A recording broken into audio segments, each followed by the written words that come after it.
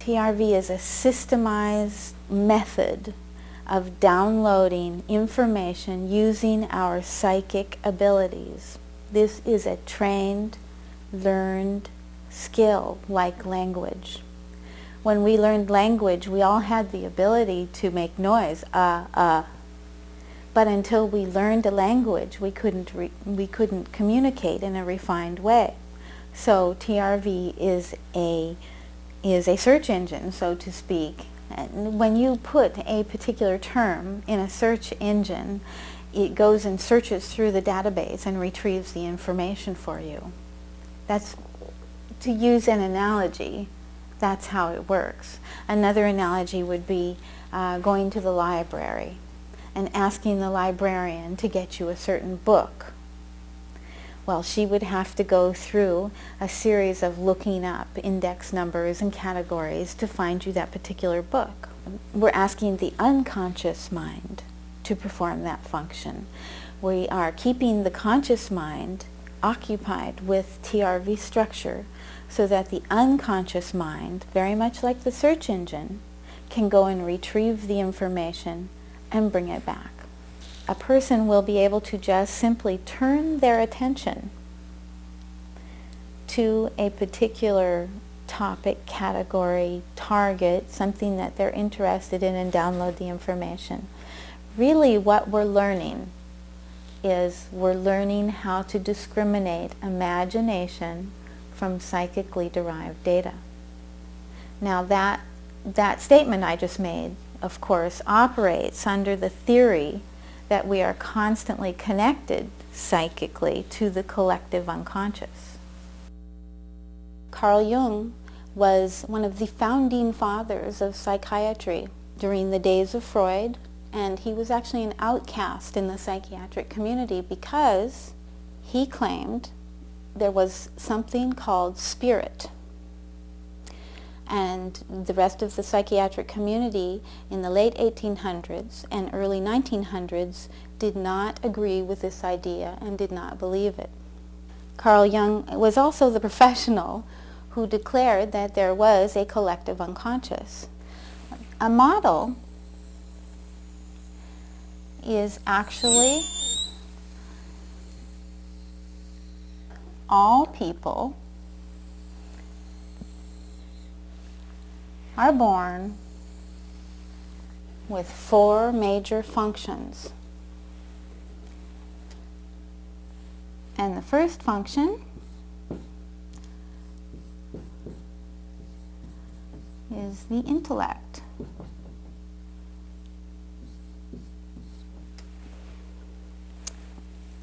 And the second function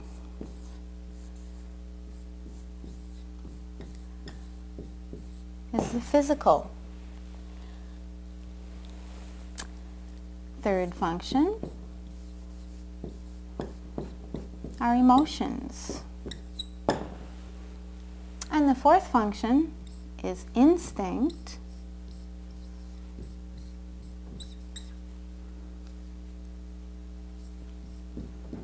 / intuition.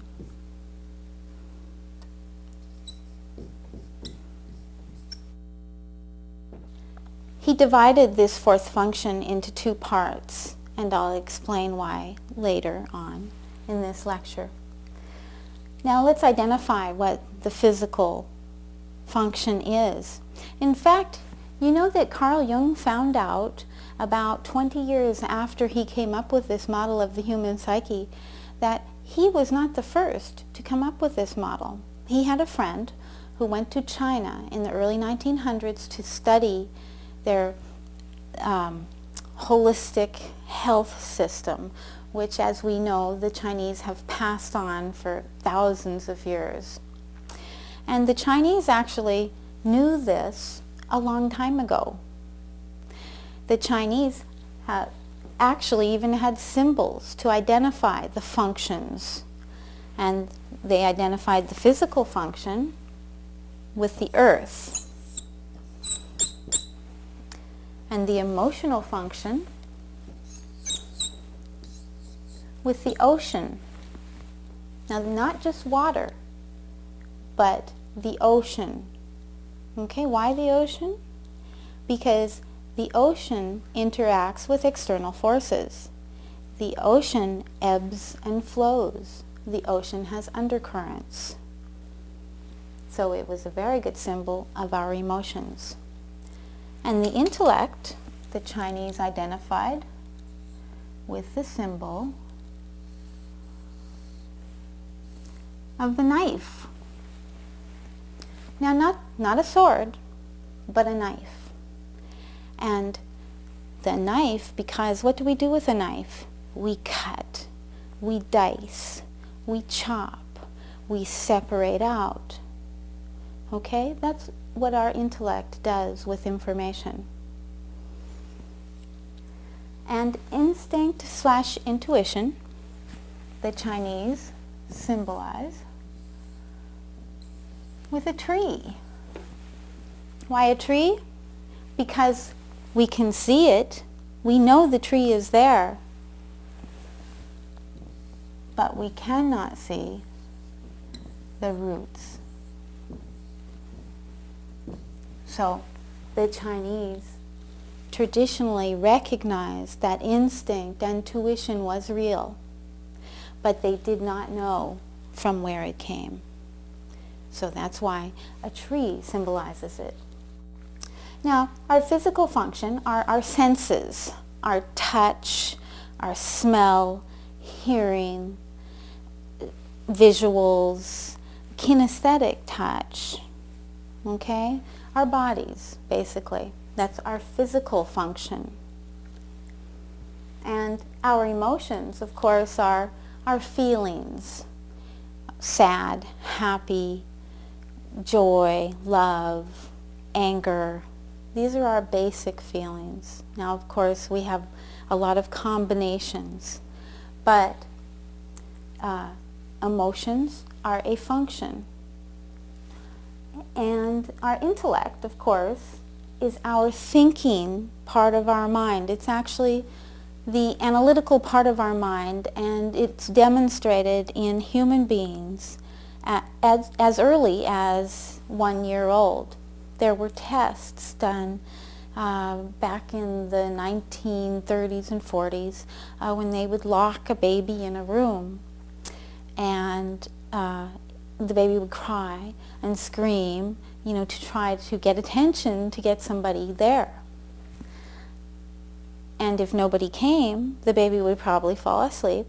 And when the baby woke up, probably cry and scream some more. But eventually, what they found was that that baby would, if there was a chair with wheels or not, it would push the chair over to the window and it would go to the light. Okay, that is our intellect at its very rawest form.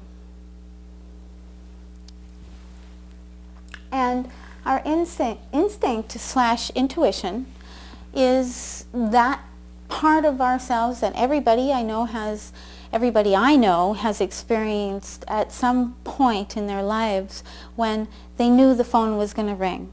They knew a relative was going to die. They knew there was an accident up ahead, and they don't know how they knew. That's intuition. Now, instinct, and this is why this is a twofold function, because instinct is more attached to our physical function. Instinct is, say, I lock you in this room for days, for 2 or 3 days. And by the time I open the doors and let you out, you're so hungry that your body is going to go directly to the closest food. You're so hungry that your body actually knows where the closest food is. Your mind is not thinking anymore. It's probably panicking. This is also actually, instinct plays a part during natural disasters. People will instinctually go to the safest places without really intellectually knowing. Okay, that's instinct at work. So this is the tool that we remote view with. And what are we really? We are information collection tools. That's basically what we do most of our lives. And I'm going to call this the internal environment.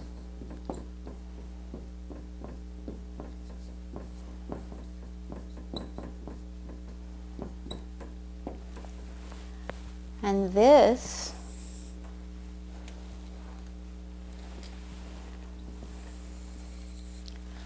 is the external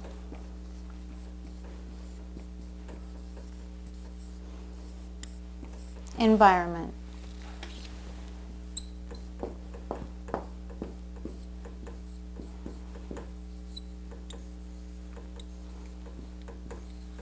Okay, so here's our internal environment, and this is our external environment. What are we doing when we're born? Well, what Carl Jung said is that we are constantly collecting data. And what he says is that this blueprint, so to speak, or this person is filled with spirit. Now, this is what Carl Jung said at the turn of the century.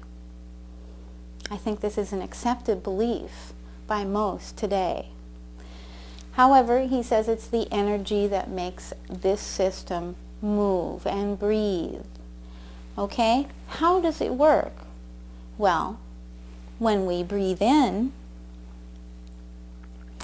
our internal focus goes inward. And when we breathe out, our focus goes externally. We breathe in, our focus goes back in. And we breathe out, our focus and attention goes out. So, when we are born, we're perfectly synchronized. Synchronicity is another invention of Carl Jung. We are perfectly synchronized. When we breathe out, our focus and attention goes outward to the external environment. When we breathe in, our focus and attention goes back in. Okay, that's maybe not just a breathing function, Carl Jung suggests, that it actually, we are integrated human beings, and integrated means, in Jungian terms, that all of these functions work together.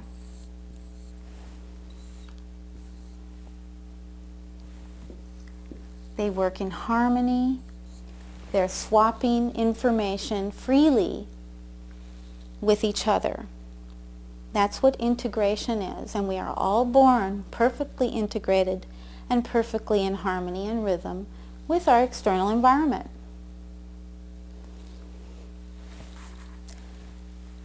So he suggests that when we're breathing, we're not just breathing from the physical function. Our focus and attention intellectually, emotionally, intuitively, and instinctually is going outward. It's collecting up data, and then it's taking it back in.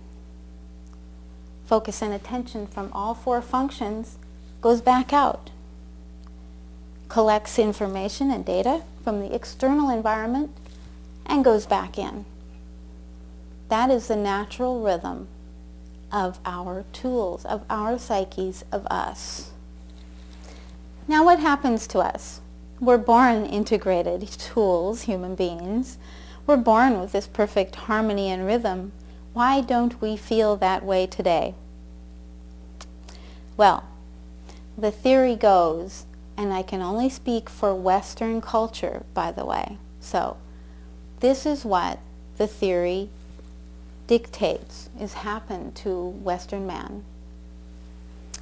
When we become school age, even in preschool, what are we told to do? We're told to listen and play by the rules.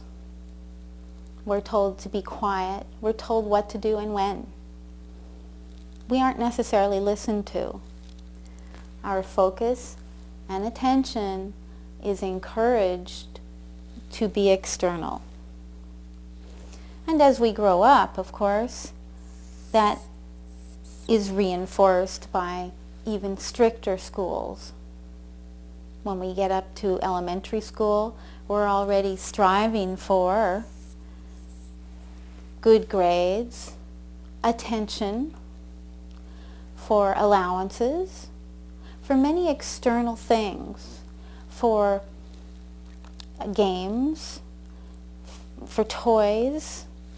Our focus and attention is encouraged to be external.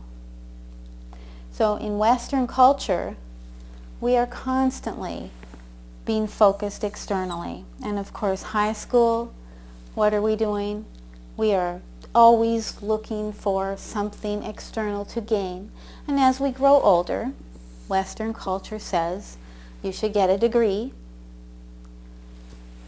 you should make money so that you can have a house, 2 cars, get married, or get a good job first maybe, and go on vacation. And when you get sick, by the way, what do? We go to the doctor, we take pills. And when we want to feel good, what do? We get a beer or drugs. So what we have done is we have trained our natural rhythm and harmony right out of ourselves. And what ends up happening with a typical victim of Western culture is that this finally breaks down. Because this psyche, this tool, cannot really function like this. So I used to work in hospitals, and it is a well-known fact that the most common ages for people to have nervous breakdowns, emotional breakdowns, whatever you want to call them, it's when people come into the hospital because they've tried to commit suicide or they've given up on life and their whole world is falling apart and they don't know why. The most common ages are 32, 45, and 62. Why those ages? Well, because those are about the times that the system breaks down. When we have these breakdowns, what is really happening? Okay, this model that I have shown you here is the model at its very barest form, because there's a few things missing, aren't there? It's missing a few parts, isn't it? Where's our conscious mind? And where's our unconscious mind? Well, you see this thin, narrow strip right here?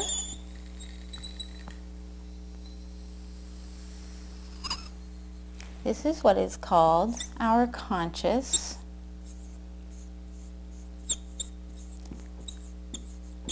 thinking.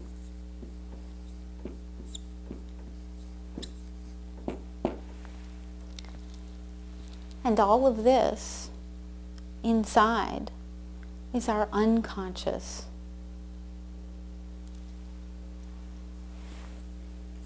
And you see how our conscious thinking is equal on each of our functions? Okay? Now, another thing Carl Jung said is he said that people are born, or actually we are born with the psyche, the model, to develop an ego. We are supposed to have egos. There actually is a proper function for our egos. And this outer layer is colored black and white. On purpose. It's colored black and white because the ego was meant to be our judging function. It's as though our ego judges what's happening in the external environment. As we grow, we need to be able to judge so that we can make choices.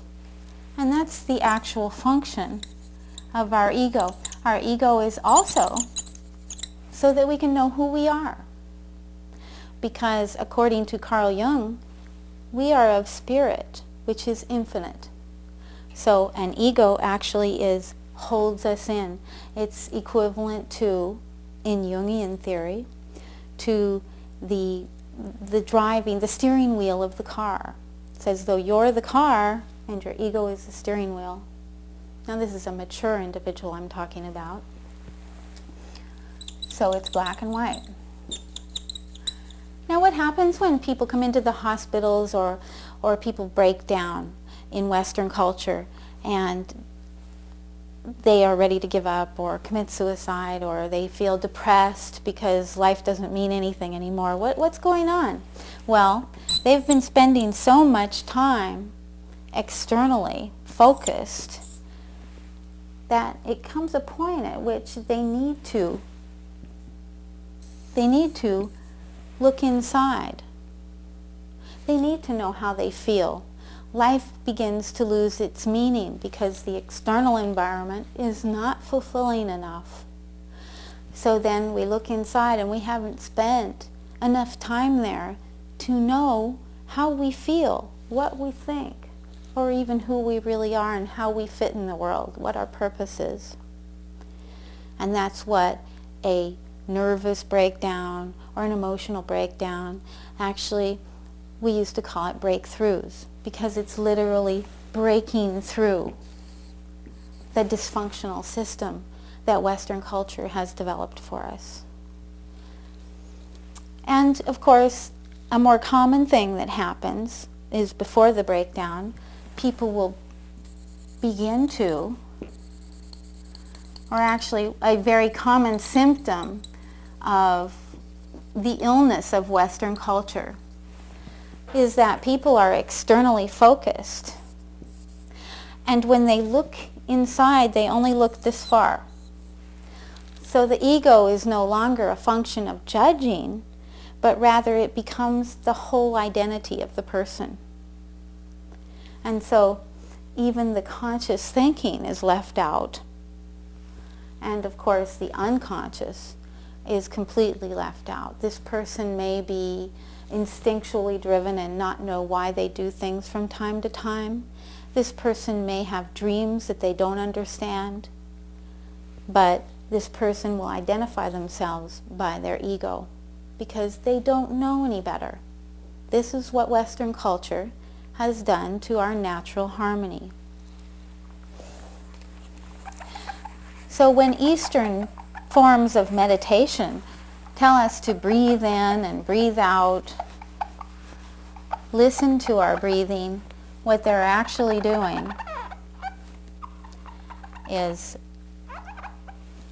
they're asking you to quiet your mind, quiet your body, quiet down your emotions, and bring your external, your focus and attention externally with your breathing, and then internally.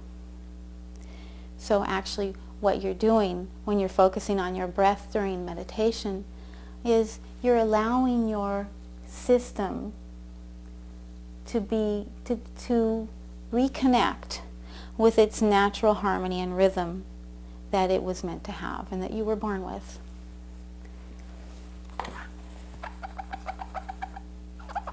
Now, what does this have to do with remote viewing? A lot. Because this is the tool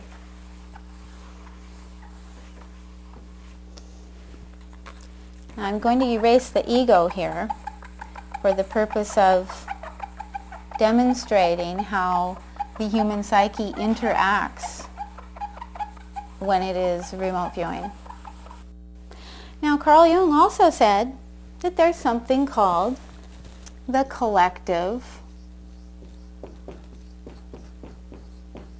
unconscious.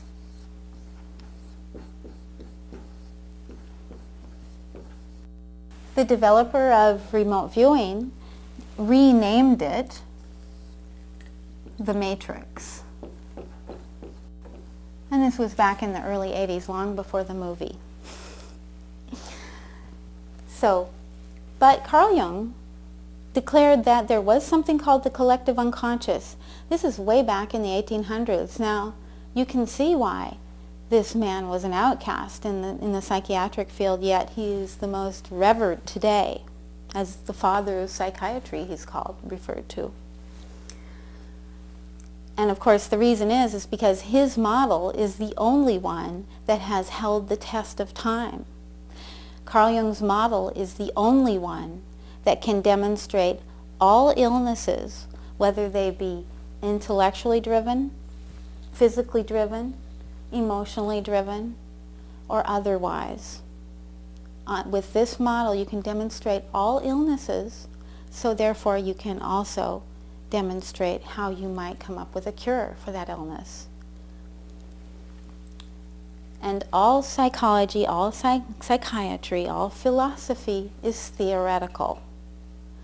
So you have to pick and choose what you want to believe, what sounds logical, and what intuitively feels right to you. Okay, what is the collective unconscious? Well, Carl Jung said that the collective unconscious is all of the data that is collectively stored. And what does that mean? Well, let's talk about the unconscious first. All of this area here, this is your conscious thinking, so this is your unconscious. Okay, so this is your conscious thinking, and all of this area in here is your unconscious mind. And your unconscious mind, what does it do? Well, according to Carl Jung, this is our personal library. Everything that you saw, felt emotionally, and felt kinesthetically through your physical function, everything you tasted, heard, and even thought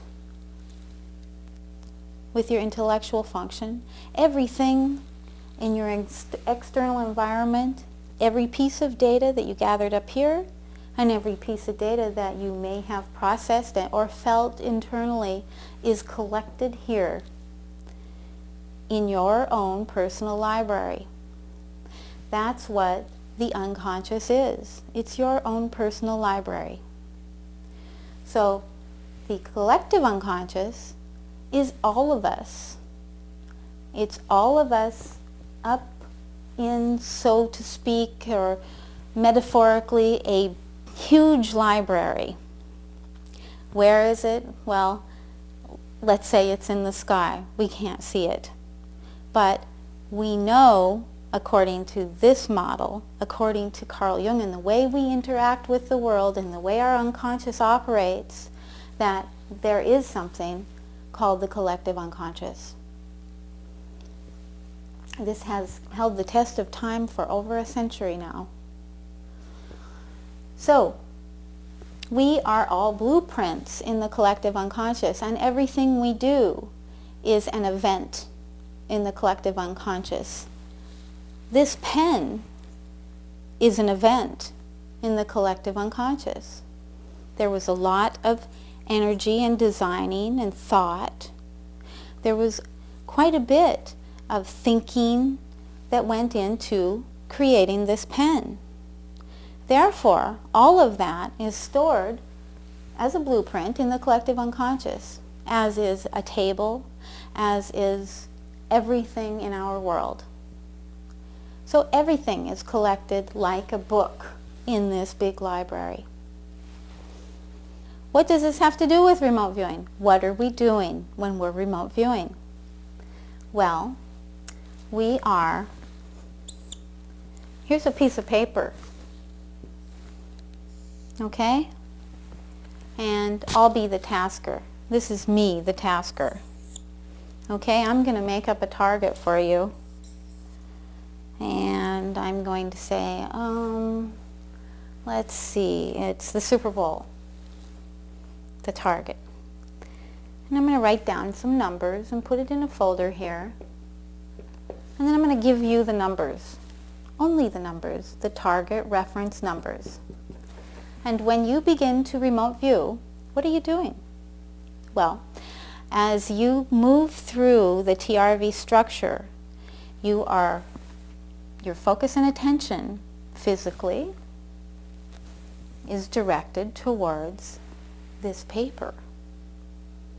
What am I asking you to do? I'm asking you to get a pen, a certain kind of pen, get a stack of paper, okay? And I want you to write these down. So physically, you are focused and you're tending to TRV structure. You're moving along fast. You have to write things down, okay? So your physical, your senses, and they're caught up in the focus and attention of creating your session here. Your intellect, same thing. You have to call on your intellect. Now, of course, imagination, particularly in Western man, is very, very active. So our imagination usually spawns from our intellect. But occasionally we will gather up intellectual data, and that's usually in our I column. Emotions. How do you feel about the target? AIs. EIs. How does the target feel? This is a information collection system. We are gathering information. How are we getting this information? Well, the theory is, and this is according to the developer of this system, the theory is that there's a constant dribble or connection to the collective unconscious and our intuition instinct function. So this function is constantly connected to the collective unconscious. So what are we doing? We are actually keeping the emotional function, the physical function, the intellectual function, we're keeping them tied up, collecting data, so that we can have access to this function that is actually, now we are directing it to go to a certain book in the library. We're saying, okay, I want this book in the library. So for the first time in the history of man that we know of, psychics are able to, at will, download data of anything they want. That is the breakthrough of TRV. We can choose what we want to download from the collective. And let's talk about the collective unconscious, this library. You exist as a blueprint up here. Actually, people are very easy to remote view because people are unique and distinct. There are no two people who are alike, as opposed to a pen where you have millions of pens like this, because we exist as blueprints. And it's a static and a dynamic blueprint, because each minute, as we breathe and grow and evolve and experiencing new things, from minute to minute, we're building on this blueprint. Now, that always brings up the question of, how can we remote view the future then? Is the future set? What we have found is that people are different, are so different, that some people actually have trajectories. And a trajectory, that we usually have 3 trajectories is the norm. Some people have more, some people have less, but the norm is 3. And we can determine which trajectory we're on. And of course, a very popular one is the optimum trajectory, because the optimum trajectory is when our life is optimized in every way and we're happy. So, yes, we can remote view what's ahead. How far ahead? Well, the analogy or the metaphor would be, there's a mountain. We can see the mountain. We know it's there, And if we're walking towards it, we know we're getting closer. The problem is the distance. And that is one of the limitations of remote viewing, is we have not yet been able to discern exactly the distance. How long will it take us to walk up to that mountain? And that's our problem with time, with timelines. Now, with a lot of hard work, what we can do is remote view the path that we're on walking up to the mountain. So we can remote view that path in increments and see what signs, what occurs, what events happen along the path. And we can try to measure that as to how close we are getting to the mountain. That's probably the best way I can describe our problem with timelines and technical remote viewing. That's not to say the mountain isn't there. The mountain is there. We can see it. We all see it. How close it is, because especially the bigger the mountain, the closer it looks. So the bigger the event, the closer in time it looks. And this is a mistake that some of our past remote viewers have made, is they will see a big event in the future, and because it's so big. And remember, when we're remote viewing, it's like looking at something with a telescope. We're not really looking at it with a broad band vision. Unfortunately, not yet. We're looking at it with a telescope, so we're only seeing a little part. We're looking around, it looks very, very big. When we remote view, and say I'm going to remote view a person, and the person exists as a book in the collective unconscious. So I say I want to remote view somebody's past at a particular age, when they were in kindergarten. How is this working? What are we doing? And remember now, the remote viewer only has target reference numbers, so they don't really know that the tasker has given them this person in kindergarten. What happens is that the remote viewer is directed to a particular book, this person, in the library. And not only directed to this book, but now we're asking him to go to a particular chapter in the book, a unique and distinct chapter in this book. And that can be done.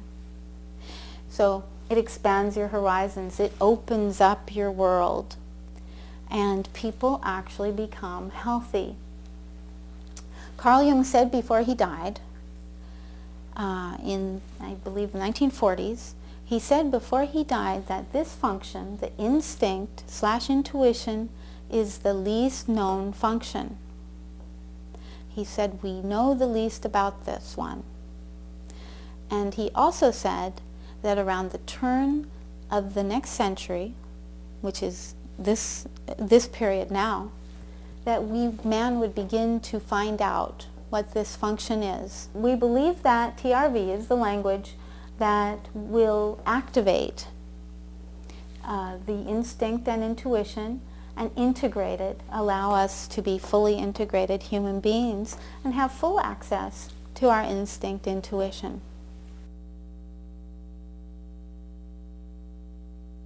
TRV began in the 70s when military intelligence started spending money and using the best and the brightest of their scientists and research people to investigate psychic functioning. They had heard that the Russians had a psychic team. And so one of our top physicists was given $50,000 to come up with a structured method to develop our own team.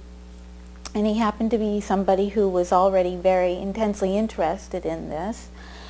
And so what he did is he went out and he found the best psychic he could find. And what he actually did was he turned his eyes inward and he studied his own psychic process, and then he documented it. So this is curiously enough, this is very much how Carl Jung discovered the collective unconscious and the unconscious mind, as he turned his eyes inward and studied his own mind. So Ingo Swann, the discoverer of TRV, did the same thing. And then he came back and he said, look, I have this structure, let's try it.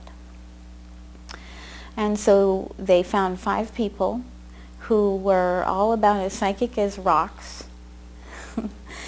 And they taught them this structure. It was in its skeletal form. And this became a working, functioning unit under the Defense Intelligence Agency. And you can imagine this is a tremendously useful tool for military intelligence. And they did work on various different military projects, such as finding General Dozer, the kidnapped General Dozer, the Iran hostage situation, the Lockerbie explosion over Scotland, the cause of that. They did supply accurate adjunct information for the intelligence collection system.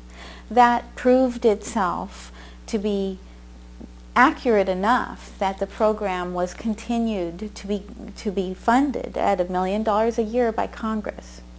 People wonder, well, so why did this end? Why doesn't the military still do it? Well, the Cold War was over.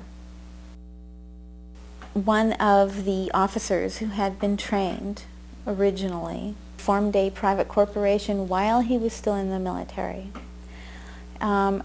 2 generals who realized the importance of not losing this particular technology sat on the board of directors of SciTech in the early days in order to usher it out of military intel safely so that nobody would be prosecuted. So it became a private corporation, thus it was in the public domain by then. And what happened was, you would have thought that the military intelligence community would have been in an outrage. They would have been had Desert Storm not had started to happen at that time, and then they needed to solicit the help of SciTech. So immediately after SciTech had only been a private corporation for just a few months, we were asked to determine the location of Saddam Hussein's hidden biological weapons. In the early 90s, most of our clients, actually all of our clients, were still from the military. The value of this technology is not to keep it only available for elitists, for those in the know. You know, our clientele were only people who, government figures, heads of, CEOs of corporations, you know, very highly placed military people, highly placed FBI people. So we wanted to introduce it to the public. We felt that this is an innate ability, that it's our birthright, and like language, everybody can learn it. So we wanted to make it available for the public so that everybody could learn it if they chose to. TRV can be used to uncover historical events, look at future events, to find your optimum life's path, which in TRV terms we call that optimum trajectory, to find your optimum career, for example. And it's very, very effective in doing this. Another one is to find your optimum mate. Very, very effective. We've had many medical doctors come and learn TRV and have been able to go back and use it in their practice to more easily diagnose a disease or a problem. We trained one particular neurosurgeon, and he's able to, like, if he had patients, and he did use it for this. In fact, we have one of his TRV sessions, medical sessions, on our website. If there was something wrong with his patient and he couldn't determine where to look, rather than going in for exploratory surgery, which can be dangerous, he was able to remote view where, where the region was that he needed to go in. And it was dead on accurate. So in his case, he probably saved somebody's life. People who are at a point in their lives where they feel like they're bored and they don't know what to do with themselves and can't find their passion in life. We had one fellow come and learn this skill, who was a real estate agent and not particularly excited about his work. And he got to the point where he was able to perform his optimum trajectory, which is his optimal life path, and it had him on an island. And it had him on an island making a substance that looked like sand or salt. He immediately dropped out of the real estate business, took all of his savings and moved from the mainland to an island in the Pacific.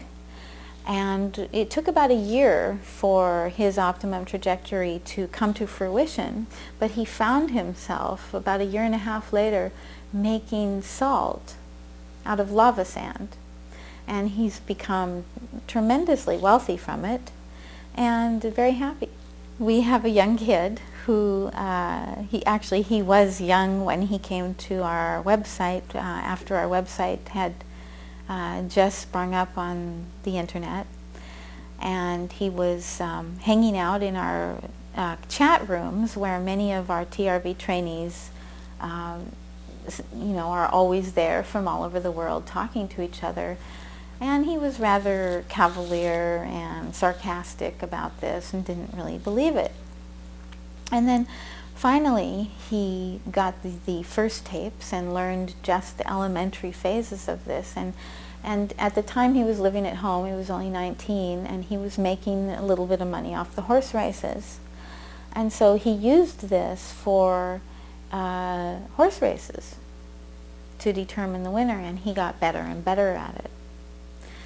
And actually he became quite a good remote viewer. And now he's a world gambler. This is 6 years later, and he travels the world from one exotic gambling resort to another, making quite a bit of money. Horse races, dog races, any type of a race that involves a living thing.